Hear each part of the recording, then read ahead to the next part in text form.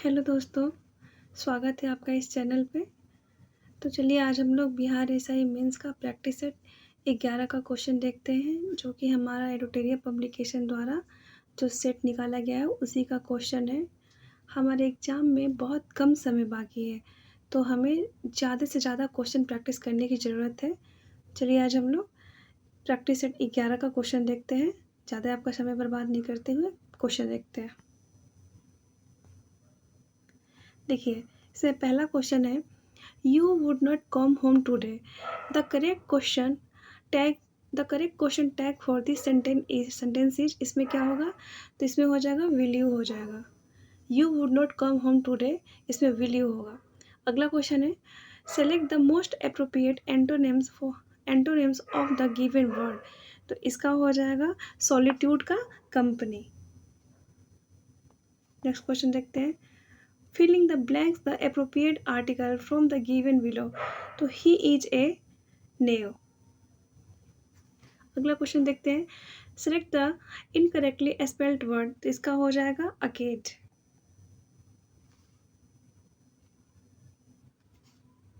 अगला क्वेश्चन देखते हैं, अभिशाप शब्द में कौन सा उपसर्ग है? तो अभिशाप शब्द में उपसर्ग है अभी।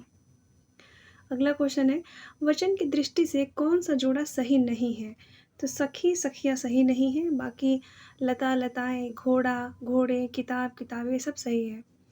अगला क्वेश्चन है, आकलन शब्द का विलोम शब्द क्या होता है? तो आकलन का हो जाएगा विकलन। अगला क्वेश्चन देखते हैं, भारत में वित्त आयोग का प्राथमिक कार्य क्या है? तो भारत में वित्त आयोग का प्राथमिक कार्य है केंद्र और राज्यों के मध्य राजस्व का बंटवारा करना। अगला क्वेश्चन है, भारत के बजट में किस वर्ष वस्तु लेन देन कर सीटीटी प्रस्तुत किया गया था? तो ये किया गया था 2013 से 14 में। अगला क्वेश्चन है, भारत में राष्ट्रीय आय गणना में एक समस्या है। तो भारतीय की राष्ट्रीय आय गणना में एक समस्या क्या है? और वो है असंगठित क्षेत्र है। चलिए अगला क्वेश्चन देखते हैं, भारत किस वर्ष विश्व व्यापार संगठन WTO में शामिल हुआ था? तो भारत 1995 में WTO में शामिल हुआ था। अगला क्वेश्चन है, हाल ही में किस IIT में सुपर कंप्यूटर परम रुद्र का अनावरण किया गया है? तो ये किया गया है IIT पटना में। अगला क्वेश्चन देखते हैं, अत्यधिक गरीबी से मुक्त होने वाला भारत का पहला राज्य कौन बना है? तो ये है हमारा केरल। नेक्स्ट क्वेश्चन है, बिहार विधानसभा चुनाव 2025 का परिणाम किस तिथि को जारी किया गया? तो ये जारी किया गया है 14 नवंबर 2025 को। अगला क्वेश्चन है, साहित्य अकादमी बाल साहित्य पुरस्कार 2025 से अंग्रेजी भाषा हेतु किससे सम्मानित किया गया है? तो ये सम्मानित किया गया है Nitin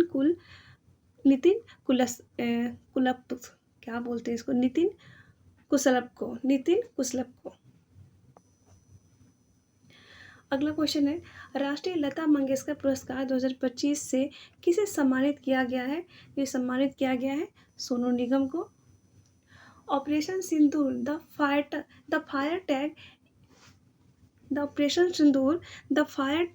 fire that silent terror के लेखक कौन है? Operation Sindoor the fire that silent terror के लेखक कौन है? तो इसके लेखक है TC राव। दोस्तों अगर कहीं थोड़ा सा गलत हुआ होगा बोलने में तो प्लीज़ माफ़ करिएगा, हम आगे से ध्यान रखेंगे कि ऐसा मिस्टेक मेरे से ना हो। अगला देखते हैं, हाल ही में गूगल ने अपना सबसे बड़ा AI हार्डवेयर केंद्र किस देश में खोला गया है? तो ये खोला गया है ताइवान में। अगला क्वेश्चन है, फीफा वर्ल्ड कप 2026 के लिए क्वालिफाई करने वाला सबसे छोटा देश निम्नलिखित में से कौन है? तो ये है कुराकाओ है। हाल ही में सुप्रीम कोर्ट ने किस राज्य के सरंडा वन को वन्यजीव अभयारण्य घोषित करने का आदेश दिया है? तो ये दिया है झारखंड का। सरंडा वन्यजीव अभयारण्य कहाँ है? तो ये झारखंड में है। चलिए अगला क्वेश्चन देखते हैं, वंदे मातरम का 150वीं वर्षगांठ किस तिथि को मनाया गया है? तो ये मनाया गया है 7 नवंबर 2025 को। अगला क्वेश्चन है 2026 के गणतंत्र दिवस समारोह हेतु किन्हें मुख्य अतिथि के रूप में आमंत्रित किया गया था? तो ये किया गया था उर्सुला वान डेर लेयन और एंटोनियो कोस्टा को किया गया था। अगला क्वेश्चन देखते हैं। भारत के पहले विद्युत संचालित रॉकेट का नाम क्या है? तो इसका नाम है वायुपुत्र।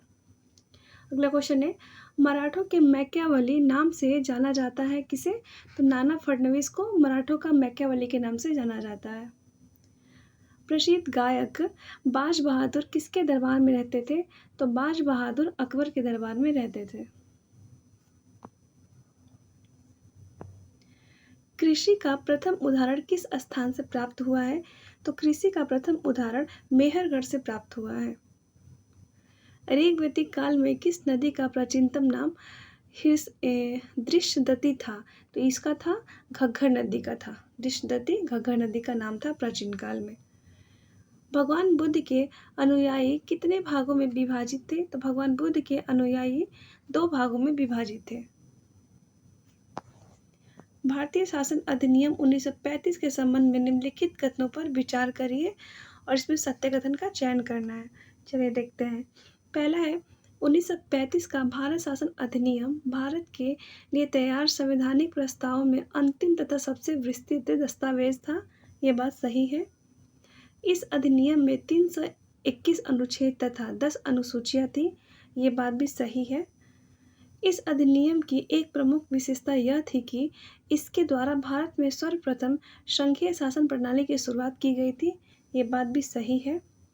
इस अधिनियम द्वारा शासकीय कार्यों को 3 सूची में विभक्त किया गया था जिसमें सन सूची में शामिल विषयों की संख्या 58 थी। ये गलत है। तो इसने पूछा है सही, तो 1, 2 और 3 सही है। Option D. चलिए अगला क्वेश्चन देखते हैं। किस वर्ष चर्चित आर्म्स एक्ट को पारित किया गया था? तो ये किया गया था 1878 में आर्म्स एक्ट को पारित किया गया था। अगला क्वेश्चन देखते हैं।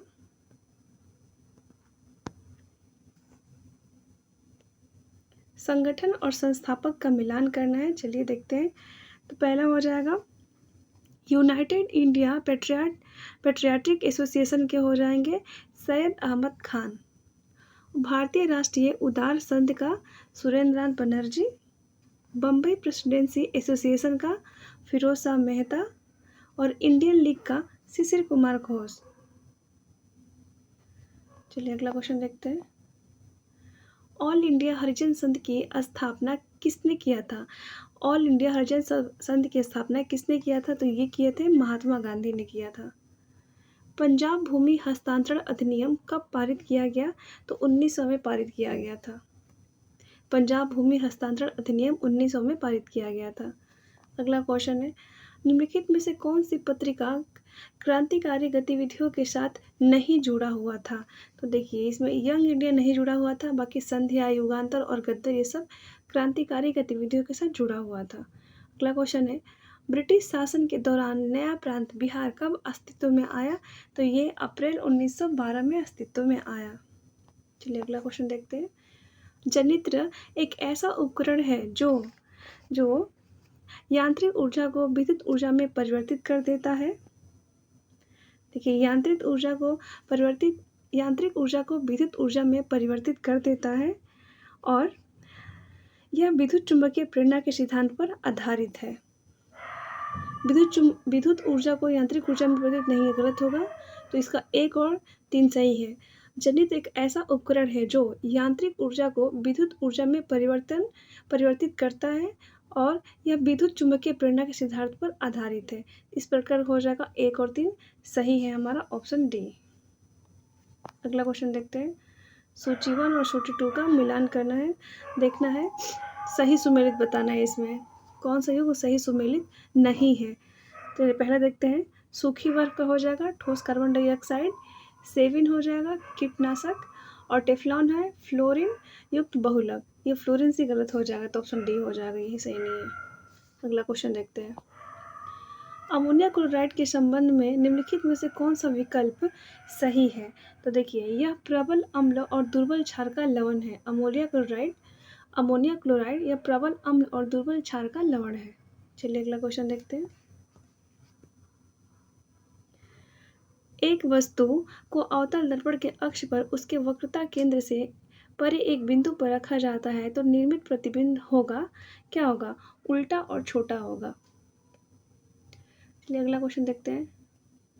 निम्नलिखित कथनों में से कौन सा कथन सत्य है? इसमें सत्य कथन चयन करना है। चलिए देखते हैं। देखिए इसमें सत्य है, गर्म करने पर अन्य द्रवों की तुलना में एल्कोहल का प्रसार सबसे अधिक होता है। यही सही है। अगला क्वेश्चन है, प्रकाश के संबंध में असत्य कथन है। देखिए प्रकाश के संबंध में असत्य कथन, तो देखिए इसमें हो जाएगा, यह विद्युत चुंबकीय तरंग है। ये बात सही है। इसका वर्ण विक्षेपण होता है। ये बात भी सही है। एक माध्यम से दूसरे माध्यम में जाने पर इसकी आवृत्ति बदलती है। ये गलत है, इसकी आवृत्ति नहीं बदलती है। सीधी रेखा में इसके गमन के कारण यह प्रतिबिंब एवं छाया बनाता है। ये बात सही है। तो उसने पूछा है असत्य, तो सी नंबर हो जाएगा, वही गलत है। अगला क्वेश्चन है, निम्नलिखित में से किसका उपयोग प्रति अम्लों एंटाएसिड के निर्माण में किया जाता है? तो ये किया जाता है सोडियम हाइड्रोजन कार्बोनेट का किया जाता है।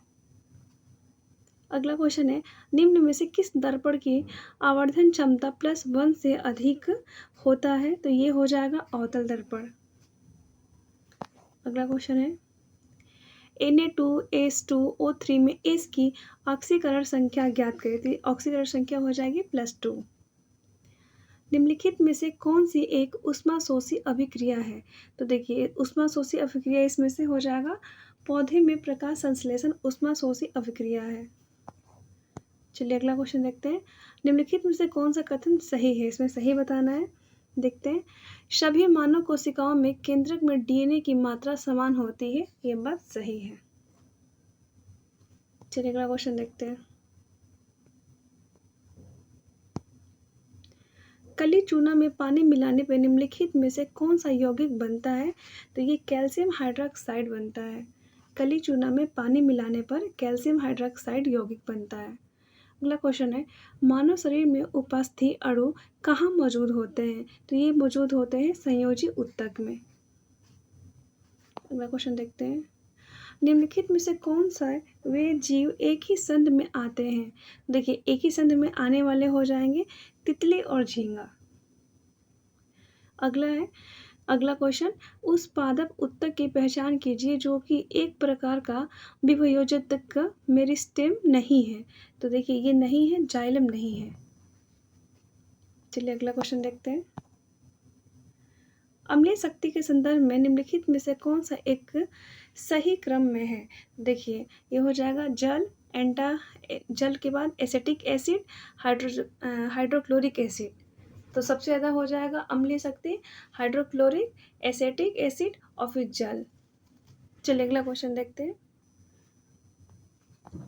52 नंबर क्वेश्चन, अस्थि सुशिरता, ऑस्टियोपोरोसिस और संधि शोध क्या है? ये संधि शोध अर्थराइटिस हड्डियों और जोड़ों को प्रभावित करते हैं। ये हड्डियों और जोड़ों को प्रभावित करते हैं। ऑस्टियोपोरोसिस और अर्थराइटिस हड्डियों और जोड़ों को प्रभावित करते हैं।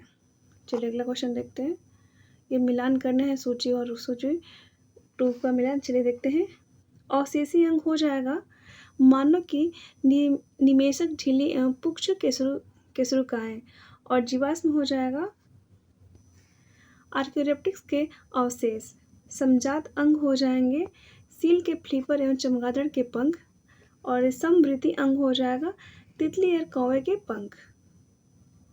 चलिए अगला क्वेश्चन देखते हैं। निम्नलिखित में से कौन सा क्षार बेस के विषय में सही है? देखिए कड़वा होता है एवं लाल लिटमस को नीले रंग में बदल देता है। इसका यही सही होगा। चलिए अगला क्वेश्चन देखते हैं। सोडियम क्लोराइड और नेप्थलीन के मिश्रण को पृथक्कृत करने के लिए एक उचित पृथक्करण तकनीक प्रयोग किया जाता है। वो क्या है? वो ऊर्ध्वापतन है।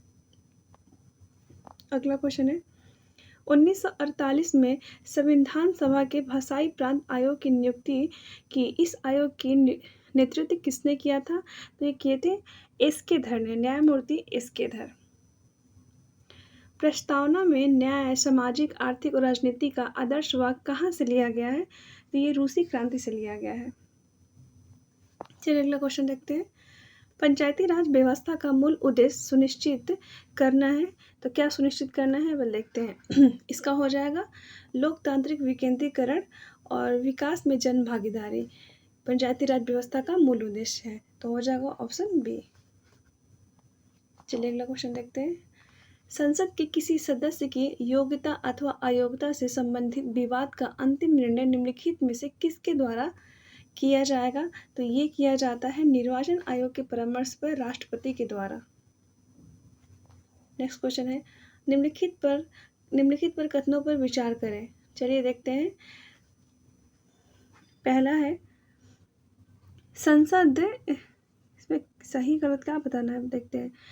संसद के किसी भी सदन की बैठक करने का गणपूर्ति या कोरम संसद के कुल सदस्य की संख्या का 10वां हिस्सा होता है, ये बात सही है। दूसरा है प्रोटेम स्पीकर की नियुक्ति लोकसभा अध्यक्ष द्वारा की जाती है, ये गलत है। और मंत्रिपरिषद सामूहिक रूप से लोकसभा के प्रति उत्तरदायी होता है, ये बात भी सही है। तो इसमें सही पूछा होगा तो 1 और 3 सही है। अगला क्वेश्चन देखते हैं। ग्राम पंचायत के लिए बनाए जाने वाले बजट के लिए बुलाए गए बैठक की गणपूर्ति सामान्यतः कितने से कम नहीं होनी चाहिए? तो कुल सदस्यों का 50%। चलिए अगला क्वेश्चन देखते हैं। निम्नलिखित में से किस सदन द्वारा कानून बनाने का प्रस्ताव पेश किया जा सकता है? तो ये किया जा सकता है लोकसभा एवं राज्यसभा दोनों सभा में। अगला क्वेश्चन है, नागरिक कौन से मौलिक अधिकार का सहारा लेकर अदालत जा सकता है जब उसे लगता है कि राज्य द्वारा उसके किसी मौलिक अधिकार का उल्लंघन किया जा रहा है? तो संवैधानिक उपचारों का अधिकार, आर्टिकल 32।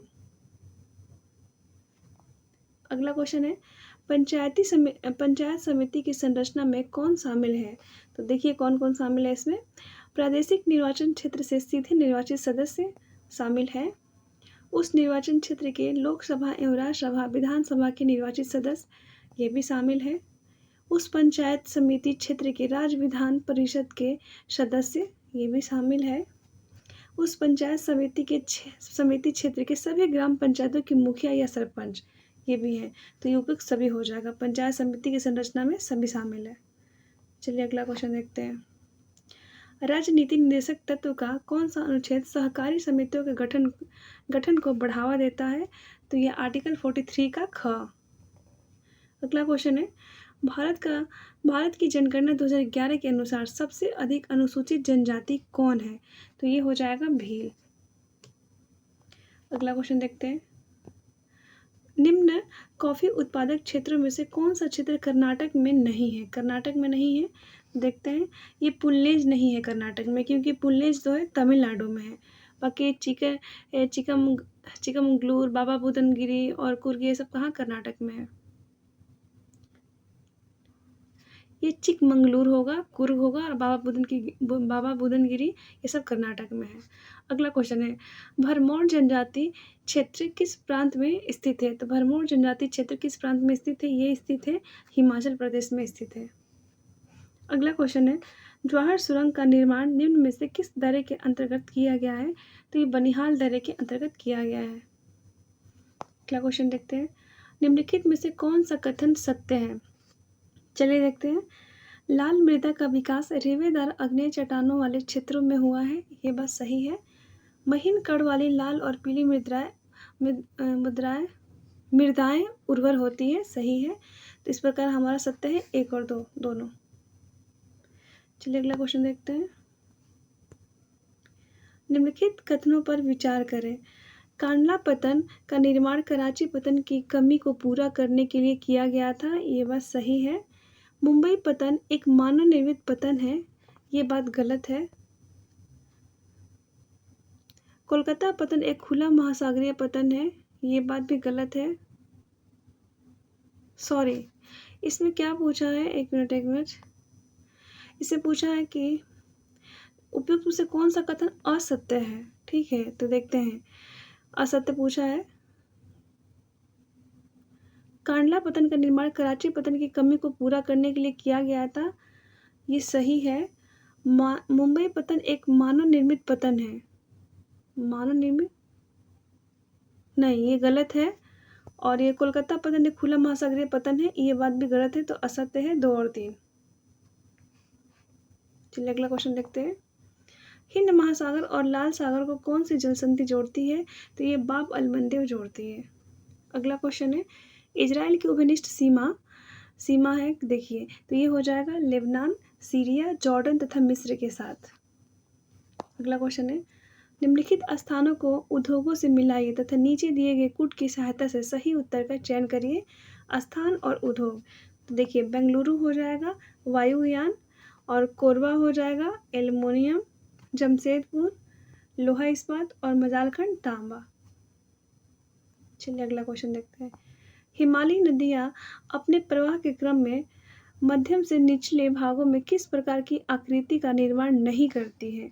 तो देखिए गोखुर झील का करती है, गुम्फित वाहिकाएं करती है, लेकिन विषर्प नदियाँ का भी करती है। इसमें पूछा है हिमालयी नदी अपने प्रवाह के क्रम में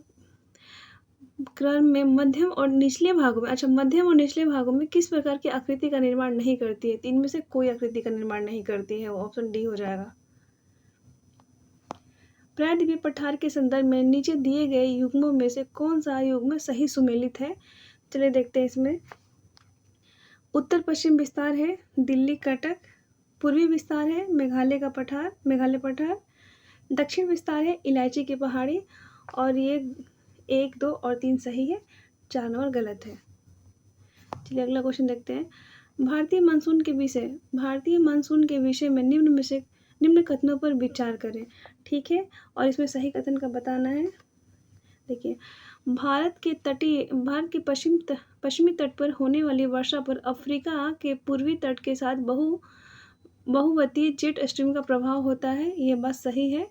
सूर्य के उत्तरायण होने के कारण तिब्बत के पठार के ऊपर की वायु गर्म हो जाती है, ये गलत है। ग्रीष्म ऋतु में भारतीय प्रायद्वीपीय पर भूमध्य सागरीय जेट हवाओं का प्रभाव होता है, ये बात भी गलत है, तो इसने पूछा सही, तो केवल 1 सही होगा। चलिए अगला क्वेश्चन देखते हैं। जल क्रांति अभियान के अंतर्गत प्रदूषण को कम करने के लिए कौन से प्रमुख कार्य किए गए हैं? तो ये किया गया है जल संरक्षण और कृत्रिम पुनर्भरण, ये होगा। अब भूमिगत जल प्रदूषण को कम करना, ये भी होगा। देश के चयनित क्षेत्रों में आर्सेनिक मुक्त कुआओं का निर्माण, ये भी होगा, तो ऑप्शन डी हो जाएगा। अगला क्वेश्चन देखते हैं। विश्व बौद्धिक संपदा संगठन के संबंध में निम्न कथनों पर विचार करें। तो चलिए देखते हैं, इसमें से सत्य कथन बताना है। पहला है वीपो का मुख्यालय जिनीवा स्विट्जरलैंड में है, ये बात सही है। भारत 1975 में वीपो का सदस्य बना, ये बात भी सही है, तो इस प्रकार हो जाएगा ऑप्शन सी 1 और 2 दोनों सही है। भारत के चंद्रयान मिशन के संदर्भ में निम्नलिखित युग्मों पर विचार करिए। चलिए देखते हैं, इसका सही सुमेलित करना है, तो इसमें हो जाएगा चंद्रयान 1 जवाहर पॉइंट, चंद्रयान 2 तिरंगा पॉइंट, और चंद्रयान 3 शिव शक्ति पॉइंट। अगला क्वेश्चन देखते हैं। कंप्यूटर में डाटा को किस रूप में संग्रहित किया जाता है? तो ये किया जाता है बाइनरी के फॉर्म में, किया जाता है बाइनरी। अगला क्वेश्चन है, निम्नलिखित में से कौन सा युग्म सही सुमेलित नहीं है? चलिए देखते हैं। पहला हो जाएगा अंतर्राष्ट्रीय सस्य वानिकी अनुसंधान केंद्र नैरोबी, ये सही है। टाटा ऊर्जा अनुसंधान संस्थान नई दिल्ली, ये भी सही है। भारतीय वन प्रबंधन संस्थान, ये भोपाल में, ये भी सही है। अगला है केंद्रीय सस्य वानिकी अनुसंधान संस्थान बांदा, ये बांदा नहीं होगा, ये यूपी में हो जाएगा, झांसी में। चलिए अगला क्वेश्चन देखते हैं। भारत की जैव विविधता के संदर्भ में ग्रामेटोफिल्म, एस्पेसियोसम और यूलोफिया ओबटूसा क्या है? ये सब क्या है? तो ये सब है पौधे हैं। चलिए अगला क्वेश्चन देखते हैं। निम्नलिखित कथनों पर विचार करिए और असत्य कथन का चयन करना है। क्या बताना है? कौन सा कथन पृथ्वी के भूगर्भ के संबंध में असत्य है?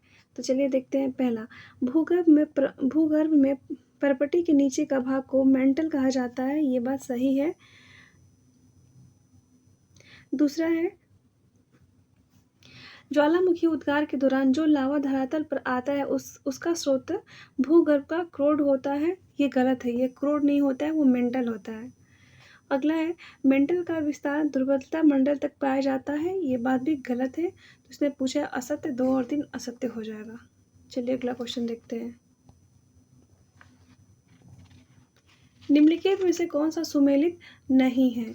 तो 5 जून को विश्व पर्यावरण दिवस, 21 मार्च को विश्व वन दिवस, 22 अप्रैल को विश्व पृथ्वी दिवस, लेकिन ये 22 मई को जैव विविधता दिवस नहीं होगा, ये 20 मई को नहीं होगा, ये 22 मई को होगा। तो 22 मई को जैव विविधता दिवस होगा। तो गलत है यही, ऑप्शन डी। 85 क्वेश्चन हमारा कंप्लीट हो गया और बाकी मैथ और रीजनिंग का क्वेश्चन है, आप लोग देख सकते हैं। सॉल्व करना होगा तो वीडियो रोक के आप लोग स्क्रीनशॉट ले सकते हैं और मैथ और रीजनिंग का क्वेश्चन सॉल्व कर सकते हैं।